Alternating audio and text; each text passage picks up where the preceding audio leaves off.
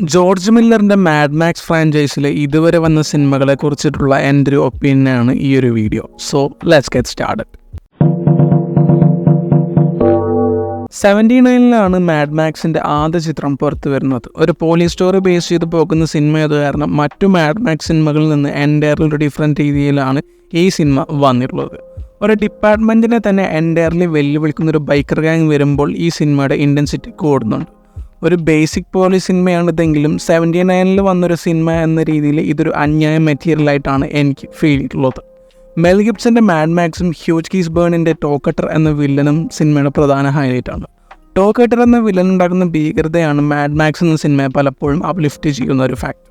Totally വേർത്തായൊരു origin സ്റ്റോറിയാണ് ഇത്.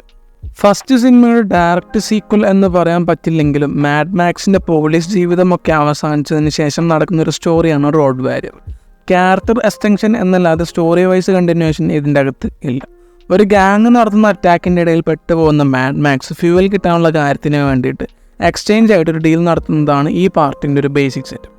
ഈ സിനിമയുടെ വേൾഡ് ബിൽഡിംഗ് ഒക്കെ നൈസായിട്ട് ചെയ്തു വെച്ചിട്ടുണ്ട്. ആദ്യമൊക്കെ ഒരു സ്റ്റോറി ലൈൻ ഡെവലപ്പ് ചെയ്യാനുള്ള പരിപാടിയാണ് ചെയ്യുന്നതെങ്കിലും ലേറ്റർ ഹാഫിൽ നല്ല ഇൻട്രസ്റ്റിംഗ് നെറേറ്റീവിലാണ് പിന്നെ സിനിമയെ കൊണ്ടുപോയിട്ടുള്ളത്. ഒരു പേസുള്ള അവതരണം പിന്നീടുണ്ടാകുമ്പോൾ റോഡ് വാരിയർ നല്ല ഇൻട്രസ്റ്റിംഗ് വാച്ചാണ്. പേഴ്സണലി മാഡ് മാക്സ് ഫ്രാഞ്ചൈസിലെ ബെസ്റ്റ് ഫിലിമായിട്ട് തോന്നിയിട്ടുള്ളത് റോഡ് വാരിയറാണ്. അതുവരെയുള്ള മാഡ് മാക്സ് സിനിമകൾക്ക് സ്റ്റോറി ബിൽഡിംഗ് കുറച്ച് സ്ലോ ആയിരുന്നെങ്കിലും പിന്നീടൊരു പോയിന്റിലേക്ക് കിടിലമാക്കുന്ന പാറ്റേൺ ആണ് ഉണ്ടായിരുന്നത്. ഈ ഒരു വേർഷനിലോട്ട് വരുമ്പോൾ ഇൻട്രൊഡക്ഷൻ പോലും ഗംഭീരമായിട്ടാണ് തുടങ്ങി വെക്കുന്നത്. So I was expecting something big. പക്ഷേ പിന്നീട് ഈ സിനിമയുടെ നരേറ്റീവ് ഒരു ഫെയറി ടെയിൽ രീതിയിലോട്ടാണ് പോകുന്നത്. മാഡ് മാക്സിൻ്റെ സ്റ്റൈലിനും അത് സ്യൂട്ടാവുന്നില്ല എന്നുള്ളത് തന്നെയാണ് എനിക്ക് ഇഷ്യൂ ആയിട്ട് തോന്നിയത്. ഗംഭീരമായി തുടങ്ങിയ ഇവൻസിൽ നിന്നും വളരെ സില്ലി ആയിട്ട് തോന്നിക്കുന്ന രീതിയിലോട്ട് മാറ്റിയത് കാരണം തണ്ടർഡോം എനിക്ക് അത്ര താല്പര്യമുള്ള സിനിമയല്ല. ക്യാരക്ടർ എക്സ്റ്റൻഷനിലൂടെ തന്നെ പോകുന്ന സിനിമയാണ് ഫ്യൂറി റോഡ്. അല്ലാതെ ഇത് മാഡ് മാക്സിൻ്റെ റീബൂട്ട് ഫ്രാഞ്ചൈസ് ഒന്നുമല്ല. പക്ഷേ മെൽ ഗിബ്സൺ മാറിയിട്ട് മാഡ് മാക്സ് ആയിട്ട് ടോം ഹാർഡി വന്നു എന്ന് മാത്രം. ഷാർലസ് തെറോൻ്റെ ഫ്യൂരിയോസ ക്യാരക്ടർ ഒഴിച്ച് എനിക്ക് ഈ മാഡ് മാക്സ് ഫിലിമിൽ പ്രത്യേകിച്ചൊന്നും തോന്നിയിട്ടില്ല. നരേറ്റീവിൽ പ്രത്യേകിച്ചൊന്നും തോന്നാത്തത് തന്നെയാണ് ഫ്യൂറി റോഡിൻ്റെ ആദ്യത്തെ പ്രശ്നം.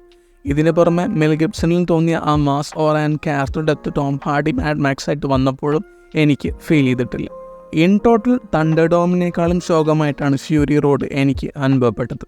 ഫ്യൂറി റോഡിലെ ഫ്യൂരിയോസയുടെ ഫ്ലാഷ് ബാക്ക് ഇവൻസ് കാണിക്കുന്ന ഒരു പ്രീക്വൽ ചിത്രമാണ് ഫ്യൂരിയോസ. മറ്റു മാഡ് മാക്സ് സിനിമകളിൽ നിന്നൊക്കെ വ്യത്യസ്തമായൊരു നരേറ്റീവ് രീതിയാണ് ഈ സിനിമയ്ക്ക് കൊടുത്തിട്ടുള്ളത്.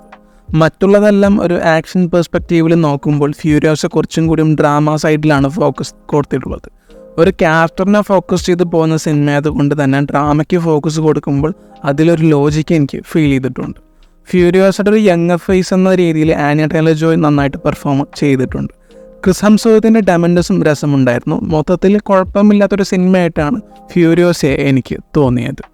മാഡ് മാക്സ് സിനിമകളെ കുറിച്ചുള്ള നിങ്ങളുടെ അഭിപ്രായം കമൻറ്റ് സെക്ഷനിൽ പറയുക. മറ്റൊരു വീഡിയോയുമായിട്ട് പിന്നെ വരാം. Bye guys.